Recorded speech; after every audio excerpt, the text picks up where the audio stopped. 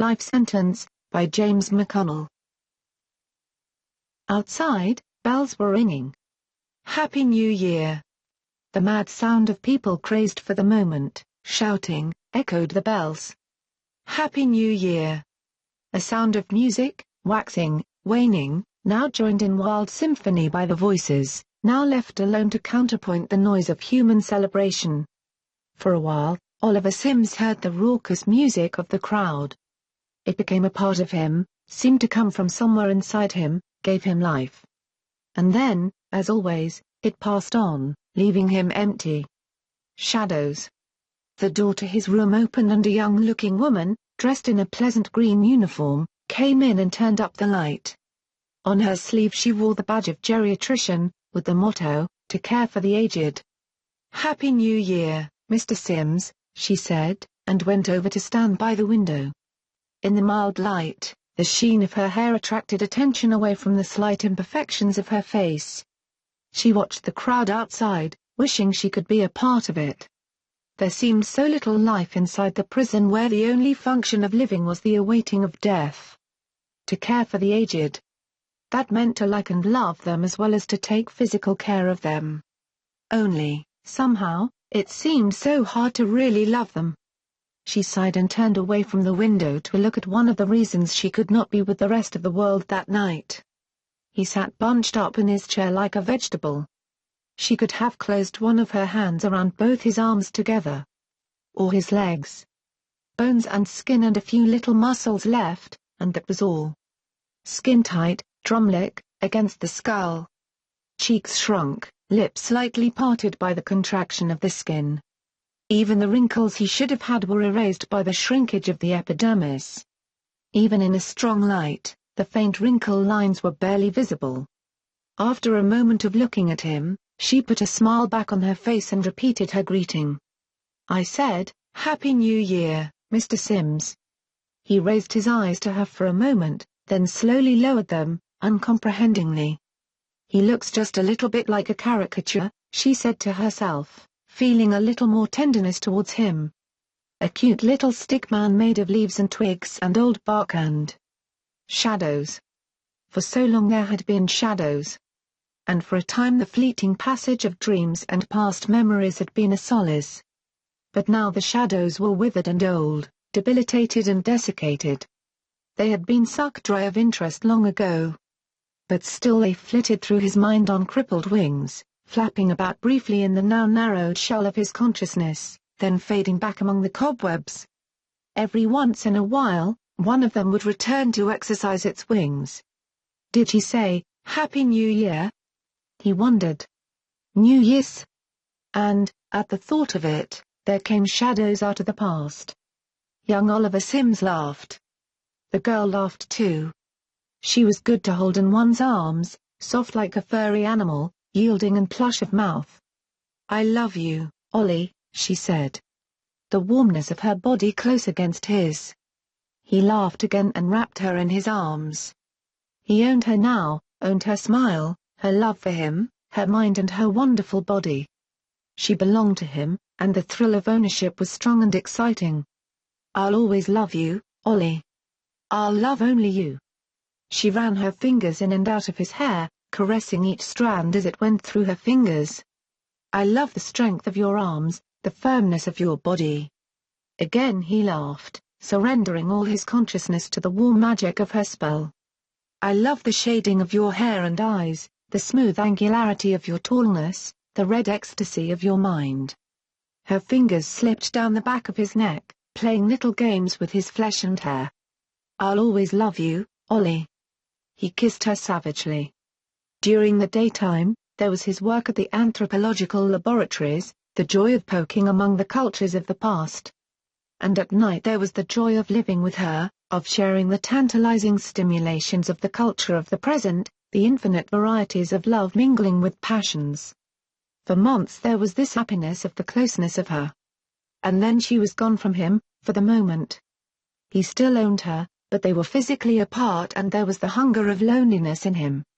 The months his work kept them apart seemed like centuries, until, finally, he could return. He was walking through a happy, shouting crowd, walking back to her. It was the eve of the new year, a time for beginnings, a time for looking from the pleasures of the past to those waiting in the future. There was a happy outcry inside him that matched the mood of a crowd. Happy New Year! Women stopped him on the street, asking for his affection. But he passed them by, for she was waiting for him and he was hungry for the possessive love of his slave. He went eagerly into the building where they lived. The crowd was gone. A door was opening. The voice of his love, sudden, full of naked surprise, bleated at him. And another voice, that of a man standing behind her, croaked with hasty excuses and fear. A change of hungers, it seemed no more complex than that. He put his hand to his side and took out a piece of shaped metal, pointing it at the man. A blast of light and the man was dead. He put the weapon aside. Young Oliver Sims walked toward the girl. She backed away from him, pleading with words, eyes, body. He noticed for the first time the many small imperfections of her face and figure. Cornered, she raised her arms to embrace him. He raised his arms to answer the embrace, but his hands stopped and felt their way around the whiteness of her neck. He pressed his hands together, thumbs tight against each other. Minutes later, he dropped her to the floor and stood looking at her. He had owned her and then destroyed her when his ownership was in dispute. He bent to kiss the lax lips. Shadows. As a man grows older, the weight and size of his brain decrease, leaving cavities in his mind. The years that pass are a digger, a giant excavator, scooping the mass of past experience up in the maw of dissipation. The slow, sure evacuation of the passing decades leaves wing room in a man's head for stirring memories. The withered man looked up again. The woman in the green uniform was smiling at him through parted, almost twisted lips. "I suppose that this time of year is the worst for you, isn't it?" she asked sympathetically. The first requirement of a good geriatrician was sympathy and understanding. She determined to try harder to understand. The old man made no answer, only staring at her face. But his eyes were blank, seeing, yet blind to all around him. She frowned for a moment as she looked at him. The unnatural hairlessness of his body puzzled her, making it difficult for her to understand him while the thought was in her mind, that and the trouble she had getting through to him. She stared at him as if to pierce the blankness of his gaze. Behind his eyes lay the emptiness of age, the open wound of stifled years. "I'll move you over to the window, Mr. Sims," she told him in soothing tones, her smile reappearing. "Then you can look out and see all the people. Won't that be fun?"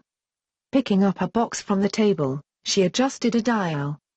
The chair in which he was sitting rose slightly from the floor and positioned itself in front of the window.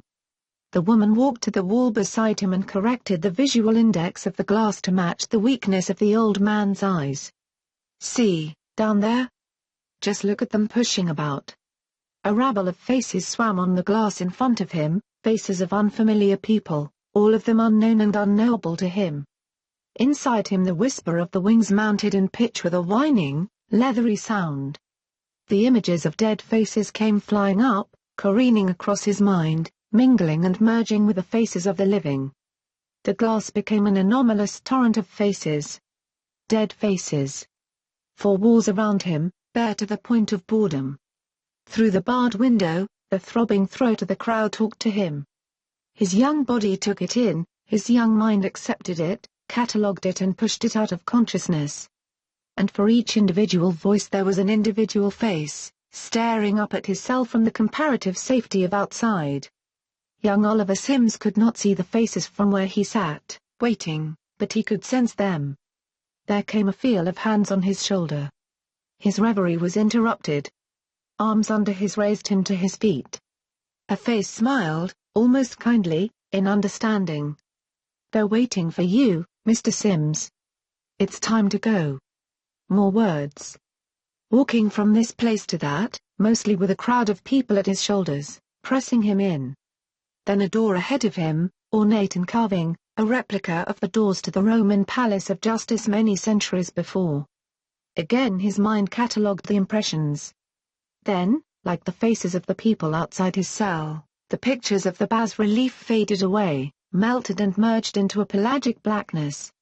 The doors opened and, with part of the crowd still at his side, he went through. The people inside were standing. Stickmen, it seemed to him, with painted balloons for faces. The sound of the rapping of a gavel caught his ear. The people sat, and the trial began. This court will admit evidence only those events and artifacts which are proved true and relevant to the alleged crime. An obsequious clearing of throats. A coughing now and then. And did you see the defendant, Oliver Sims, enter the apartment of the deceased on the night of the 31st of December, 2000? I did. He was wearing a sort of orange tunic. Someone whispered in his ear. Oliver Sims heard and shook his head. You were personally acquainted with the defendant? I am. We worked for United Anthropological Laboratories before he. Objection. Sustained. The blackness of the judge's robe puzzled him. A vestige, an anachronism, handed down from centuries before. White was the color of truth, not black.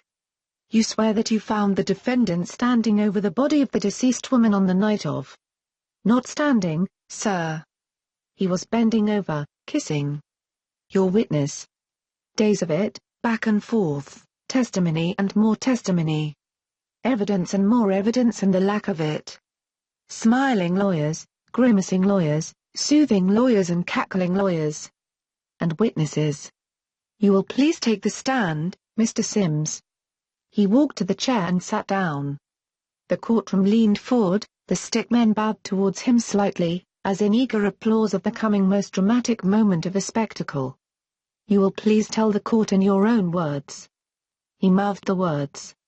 The whole story, the New Year's crowd, his hunger for her, his arrival, the other man and his babbling, the woman and how she looked, his feelings, his transfigured passions, and the deaths. He told the story again and again until they seemed satisfied. You understand, Mr. Sims, that you have committed a most heinous crime. You have killed two people in a passion that, while it used to be forgiven by the circumstances, is no longer tolerated by this government. You have killed, Mr. Sims. The face before him was intense. He looked at it, not understanding the reason for the frozen look of malice and hatred. She was mine. When she betrayed me, I killed her. Is that wrong? The stickmen snorted and poked each other in the ribs with derisive elbows. There were more words and more questions. He looked at the face of the judge and wondered, for a moment, if perhaps the color of the robe was to match the apparent disposition of the man. And then came the silence, a time of sitting and waiting. He sensed the wondering stares of the stickmen, wide-eyed in apprehension, suspended from the drabness of their own lives for the moment by the stark visitation of tragedy in his. They gabbled among themselves and wagered on the verdict. The man next to him leaned over and tapped him on the arm. Everyone stood up and then, curiously, sat down again almost at once. He felt the tension present in the courtroom, but was strangely relaxed himself. It was peculiar that they were all so excited. Your Honor, having duly considered the seriousness of the crime and the evidence presented. The balloon faces on the stickmen stretched in anticipation. Taking full cognizance of the admitted passion on the part of the defendant and the circumstances. The balloons were strained, contorted out of all proportion in their eagerness. We find the defendant guilty of murder, making no recommendation for consideration by the court. The balloons exploded. Deafening and more than deafening, the uproar of the voices was beyond belief. He threw his hands up over his ears to shut out the noise. The gavel crashed again and again, striking the polished oak in deadly cadence, stifling the voices. Over the stillness, one man spoke. He recognized the black voice of the judge and took his hands from his ears and put them in his lap. He was told to stand and he obeyed. Oliver Sims, there has been no taking of human lives in this nation for many years, until your shockingly primitive crime. We had taken pride in this record. Now you have broken it.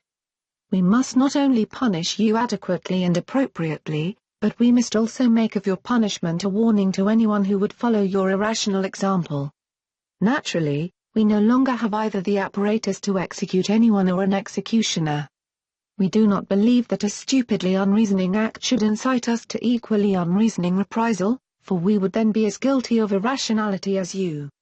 We must establish our own precedent, since there is no recent one and the ancient punishments are not acceptable to us.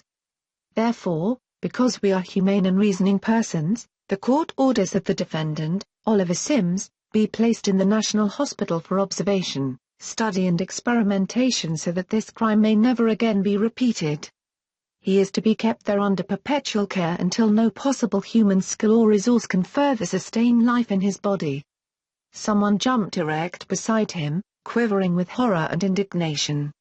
It was his lawyer. Your Honor, we throw ourselves upon the mercy of the court. No matter what the crime of the defendant, this is a greater one. For this is a crime not just against my client, but against all men.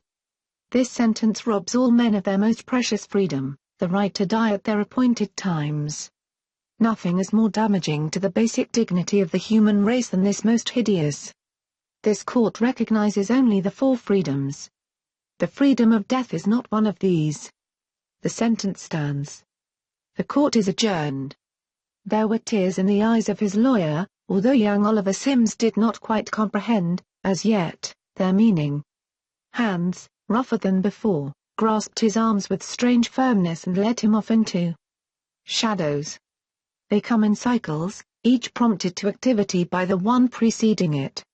They flutter in unbelievable clusters, wheel in untranslatable formations through the cerebric wasteland that is the aged mind of Oliver Sims. They have no meaning to him, save for a furtive spark of recognition that intrudes upon him once in a while. The woman in the green uniform, standing to one side of the window, smiled at him again. It was much simpler to care for him, she thought, if only one conceived of him as being a sort of sweet little worn-out teddy bear. Yes, that was what he was, a little teddy bear that had gotten most of his stuffing lost and had shriveled and shrunk. And one can easily love and pamper a teddy bear. Can you see the crowd all right, Mr. Sims? This is a good place to watch from, isn't it? Her words fell upon his ears, setting up vibrations and oscillations in the basilar membranes. Nerve cells triggered impulses that sped along neural pathways to the withered cortex, where they lost themselves in the welter of atrophy and disintegration. They emerged into his consciousness as part of a gestalt confusion. Isn't it exciting, watching from here? She asked, showing enthusiasm at the side of the crowd below. You should be enjoying this immensely, you know. Not all the people here have windows to look out of like this. There, now, that should make him feel a little better. His eyes, in their wandering, came to rest upon her uniform, so cool and comforting in its greenness. A flicker of light gleamed from the metallic insignia on her sleeve, to care for the aged. Somewhere inside him an association clicked, a brief fire of response to a past event kindled into a short-lived flame, lighting the way through cobwebs for another shadow. How many years he had been waiting for the opportunity, he did not know. It seemed like decades, although it might have been only a handful of months. And all the time he had waited, he could feel himself growing older, could sense the syneresis, the slow solidifying of the life elements within him. He sat quietly and grew old, thinking the chance would never come. But it did come, when he had least expected it. It was a treat, his birthday. Because of it, they had given him actual food for the first time in years, a cake, conspicuous in its barrenness of candles. A glass of real vegetable juices. A dab of potato. An indescribable green that might have been anything at all. And a little steak. A succulent, savory-looking piece of genuine meat. The richness of the food would probably make him sick, so unaccustomed to solid food was his digestive tract by now, but it would be worth the pain. And it was then that he saw the knife. It lay there on the tray, its honed edge glittering in the light of the sun. A sharp knife, capable of cutting steak, or flesh of any kind. Well, how do you like your birthday present, Mr. Sims? He looked up quickly at the woman standing beside the tray. The yellow pallor of her middle-aged skin matched the color of her uniform. She wore the insignia of a geriatric supervisor. He let a little smile flicker across his face. Why, It's wonderful. I never expected it at all. It's been so long, you know. So very long. How could he get rid of her? If he tried anything with her watching, she would stop him. And then he'd never get another chance. I'm glad you like it, Mr. Sims. Synthetic foods do get tiresome after a while, don't they? The idea came with suddenness and he responded to it quickly. But where are my pink pills? I always take them at lunch. You won't need them if you're eating real food. He whipped his voice into petulance. Yes, I will. I don't care if it is real food, I want my pills. I'll get them for you later. Go ahead and eat first. I can't eat until I take my pink pills. You ought to know that I won't touch a thing until I get them. You've ruined my birthday party. The whims of the aging are without logic, so she went to get the pills, leaving Oliver Sims and the gleaming, sharp knife together, unattended. Where should he start? The heart? No, that would be too quick, too easy to repair. Then where? He remembered his studies of the Middle Japanese culture and the methods of suicide practiced at that time. The intestines, so many of them to cut and slash at, so much damage that might be done before death set in, maybe even the lungs, but he must hurry. Picking up the knife, he pointed it at his appendix. For a moment he hesitated, and his eyes observed again the little feast laid out before him. He thought briefly about pausing for just a while to taste the little steak, to nibble briefly at the delectable-looking cake. He hated to leave it untouched. It had been such a long time. The sudden memory of time, and how much of it he had spent hoping for this moment, snapped his attention back to the knife. Stealing his grip on it, he pressed it in hard, his eyes bulged with the excruciating pain as he wrenched the knife from right to left, twisting it wildly as he went, blindly slashing at his vital organs with the hope that once and for all he could stop the long and eternal waiting. His mouth filled with the taste of blood. He spat it out through clenched teeth. It gushed down his chin, staining the cleanness of his robe. His lips parted a scream. And then his eyes closed. And opened again. He was staring at the ceiling, but the men and women standing around him got in his way. Their lips were moving, their faces unperturbed. That was a nasty thing for him to do. They all do it, once or twice, until they learn. Third time for him, isn't it? Yes, I believe so. First time he tried hanging himself. Second time he was beating his head against the wall when we came and stopped him. Bloody mess that one was. Nothing to compare with this, of course. Well, naturally. Oliver Sims felt sick with fear of frustration. Nice technique you showed, Doctor. He'd been dead at least an hour when we started, hadn't he? Almost 2, someone else said. An amazing job. Thank you. But it wasn't too difficult. Just a little patching here and there. He felt his legs being shifted for him. Be careful there, nurse. Handle him gently. Fragilitas osseum, you know. Old bones break very easily. Sorry, Doctor.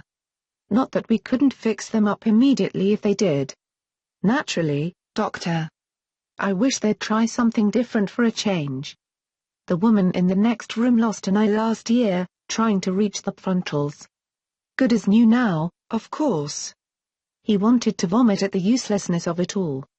By the way, what's he in for? Do you know? No, I'd have to look it up. Probably newness. Or taxes. Or maybe even slander. Is that on the prescribed antisocial list now? Oh, yes. It was passed just before the destructive criticism law. Think he'll try this messy business again? They all do. They do, don't they? Don't they ever learn it's no use? Eventually. Some are just harder to convince than others. The pain was gone. He closed his eyes and slipped off into darkness again and into shadows. In slow and ponderous fashion they float across the sea of his mind, like wandering bits of sargasso weed on the brackish water of a dying ocean. Each one dreamed 1,000 times too many, each separate strand of memory weed now nothing but a stereotyped shred of what might have once been a part of life and of living. with the quietness of deserted ships they drift in procession past his sphere of consciousness. Wait, there's one that seems familiar. He stops the mental parade for a moment, not hearing the voice of his companion, the woman in the green uniform. It's getting late, Mr. Sims. She turned from the window and glanced at the wizenedness, the fragile remainder of the man, the almost empty shell. It was a pity he wasn't able to play games with her like some of the others. That made it so much easier. Don't you think it's about time you went to bed? Early to bed and early to rise, you know. That memory of a needle, pointed and gleaming. What was it? Oh, yes. Stick it in his arm, push the plunger, pull it out. And wait for him to die. First one disease and then another, to each he happily succumbed, in the interests of science, only to be resuscitated. Each time a willing volunteer, an eager guinea pig, he had hoped for the ease of death, praying that for once they'd wait too long, that germs would prove too virulent, that something would go wrong. There, now, you just lie back and get comfortable, she said, walking over to the table. But it has been fun, hasn't it? Watching the crowds, I mean. She felt he must be much happier now, and the knowledge of it gave her a sense of success. She was living up to her pledge, to care for the aged. Diabetes, tuberculosis, cancer of the stomach, tumor of the brain. He'd had them all, and many others. They had swarmed to him through the gouged skin openings made by the gleaming needle. And each had brought the freedom of blackness, of death, sometimes for an hour, sometimes for a whole week. But always life returned again, and the waiting, waiting, waiting. I enjoy New Year's myself, the woman said, her hands caressing a dial. Slowly, with gentle undulation, his chair rose from the floor and cradled the aged tiredness that was Oliver Sims to his bed.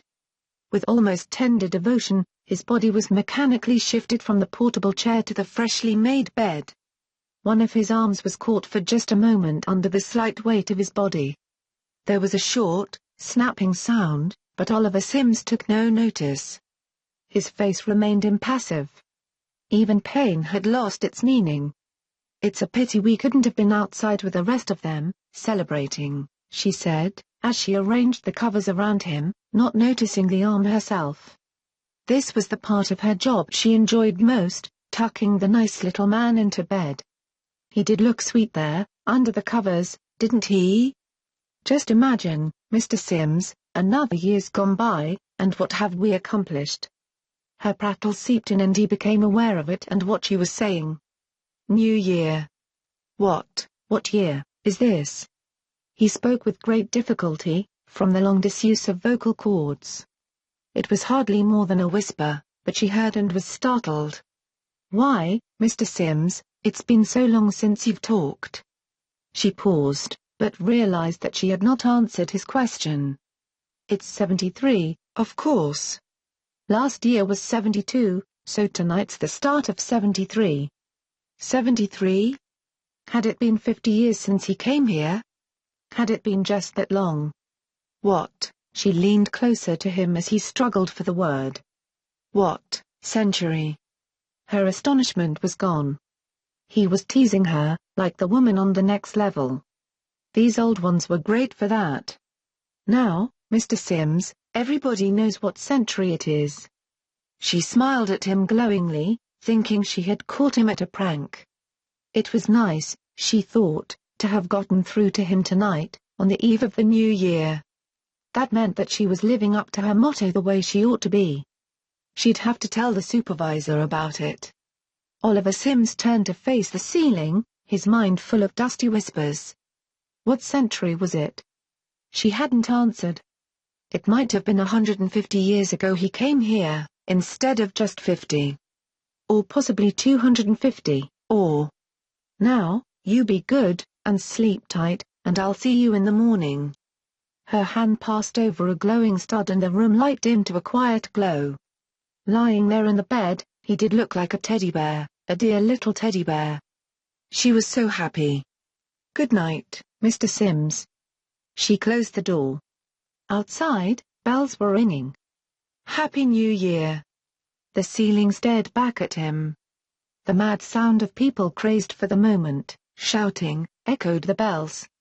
Happy New Year! He turned his head to one side. Happy New Year! And again. And again. And again. The end.